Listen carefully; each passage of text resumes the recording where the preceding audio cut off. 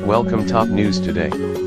Goble Staunton, December 16. U.S. President Donald Trump is doing everything he can to delay the implementation of congressionally mandated sanctions on Russia, Yury Makarenko says, and that means that, at this time, he is playing on the side of Russia, to the horror of the American establishment and Ukraine.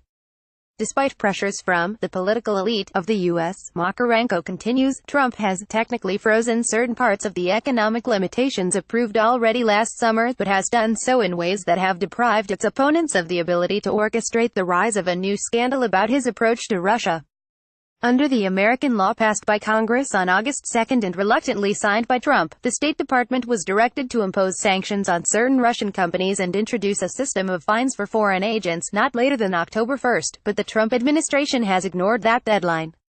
Secretary of State Rex Tillerson disbanded the special office in his fiefdom responsible for sanctions, thus delaying things, and by the end of October, the department was able only to publish the names of certain Russian individuals on whom sanctions were to be imposed. That delayed things for a time, but the White House has pushed things back even further. It has now said it will come up with a sanctions list only on January 29, 2018, but what is interesting, Makarenko says, is that the U.S. administration now promises only to come up with a list but not yet to impose sanctions on those found on it.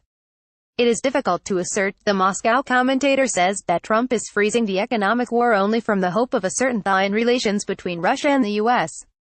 In first instance, he is a businessman, and in this regard, millions of dollars of potential profits play the main role in the anti-Russian game.